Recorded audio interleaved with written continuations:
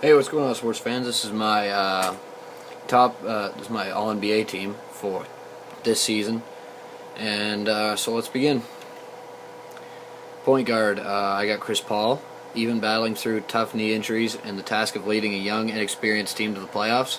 Chris Paul still managed to have a stellar season. He shoots efficiently from the floor, gets his teammates involved like few other point guards. The only other guys I can think of is Steve Nash and Rajon Rondo, maybe Kyle Lowry, and has shown the ability to take over in the clutch. If you want to compare supporting casts with elite point guards, other point guards like Derrick Rose, Russell Westbrook, and Rajon Rondo have way better supporting casts.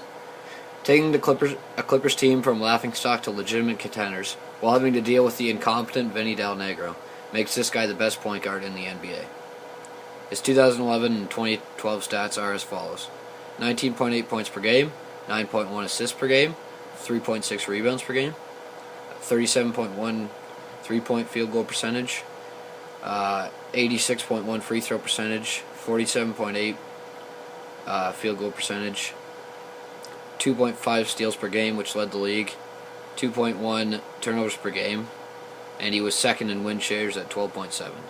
I got all my images from Google and all my stats from basketballreference.com. Shooting guard, Dwayne Wade. Anyone who thinks Kobe Bryant is still the best shooting guard in the league, leave the video. I don't want your opinion. Dwayne Wade is more efficient overall, is more athletic, a better defender, a more willing passer, and believe it or not, better in the clutch. Look on 82games.com if you doubt it. A terror on the defensive end, Wade is the best shot-blocking shooting guard in the NBA.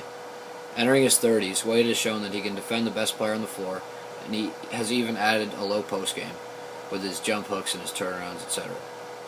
Kind of like what Kobe did back in around 2010. Already one of the best finishers in the NBA, if Wade can be more efficient in his three-point shooting and free throws, he should be well on his way to his second NBA title. His 2011 and 2012 stats are 22.1 points per game, 4.6 assists per game, 4.8 rebounds per game, 49.7% field goal shooting, 26.8 three-point field goal shooting. Of course, he's not very good there. 79.1% free throw shooting, 1.7 steals per game, 1.3 blocks per game, 2.6 turnovers per game, and he's tied for 15th in win shares at 7.7. The reason why his stats are comparable to Kobe is because he doesn't play as many minutes as Kobe because, frankly, he doesn't have to because he's makes his teammates a lot better, so they win easily. They win more games easily. And if you look at his stats per 36 minutes, it's more comparable. Well, he's better than Kobe in almost every stat except for three-point percentage, free throw percentage, and points per game. But Kobe's a volume scorer, we all know that, so let's move on. Small forward, LeBron James. Call him LeChoke. Make fun of his hairline. Say that he doesn't have a ring on his finger. You can say whatever you want, but all the tangible information says he's not only the best small forward, but the best player in the NBA. His versatility, his strength, size, and speed allows him to guard positions 1 through 5, an asset that no other player in the NBA has. His finishing ability and his ridiculous efficiency make him the best player I've seen since Michael Jordan. His stats from this campaign are most impressive metrics since Wilt Chamberlain or Oscar Robertson. Just remember, everyone hated on Michael Jordan, Shaq, and Magic Johnson until they won their rings. What I mean by that is when Magic Johnson came up short in some finals, people started calling him Tragic Johnson. Don't call him Magic in the clutch. Don't call him Magic, just call him unreliable. They hated on him a lot. He was supposed to be a coach-killing prima donna back in the day before he won his championship, and then he won his championship. With Michael Jordan, they said, no scoring champion can ever win a title, which is absolutely ridiculous. With Shaq, they said, he was just a fat, lazy guy that, wouldn't be able to perform in the clutch, and that his contract in Orlando was ridiculous.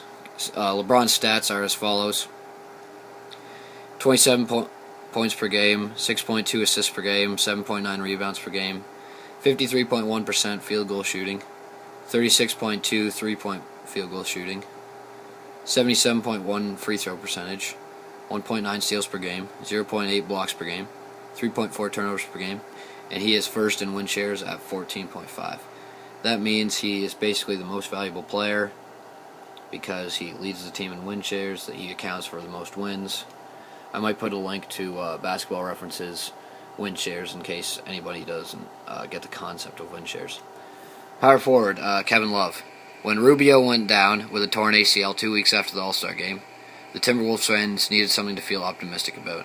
They got it in the phenomenal play of two big men, Nikola Pekovic and Kevin Love.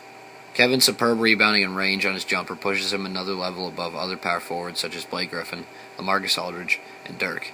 His lack of athletic ability hurts him, but his instincts on the glass can't be taught. Now if he can just get a better supporting cast, the Timberwolves could make a run for a playoff spot. I'm pretty sure he's a free agent after this year, so we shall see whether he leaves Minnesota or not. He's a very good player. In my opinion, probably top 10 in the league. And yeah, his absence in Minnesota or him staying in Minnesota will definitely make a difference in next season. His 2011-2012 stats are 26 points per game, 13.3 rebounds per game, 2 assists per game, 44.8 field goals percentage, 37.2 three-point field goal percentage, 82.4 free throw percentage, 0.9 steals per game, 0.5 blocks per game, and he is 4th in win shares at 10. My last guy on the list, center Dwight Howard. Despite his off-the-court issues with the Magic this season, Dwight is still the most dominant big man in the NBA. His great athleticism and huge frame makes him an impact on offense, defense, and on the glass. However, sometimes Dwight gets himself into foul trouble too often, gambling for blocks when the smart thing to do would be to stay on his feet. If he can improve his ugly free throw numbers, he can fend off Andrew Bynum chasing him down as the best center in the NBA. His 2011-2012 stats are 20.6 points per game, 14.5 rebounds per game, which he led the league in, 1.9 assists per game, 57.3 field goal percentage, 49.1 free throw percentage, 1.5 steals per game, 2.1 blocks per game, 3.2 turnovers per game, and he's tied for 15th with Dwayne Wade in win shares at 7.7.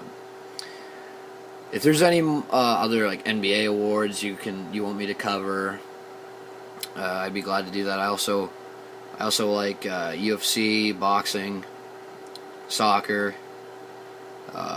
basketball, and football. So really, if you want me to cover any of the topics in any of those sports, then just let me know, and I'll consider doing it in an upcoming video. Please like the video, favorite the video. It helps me get noticed. Thanks, and have a nice day.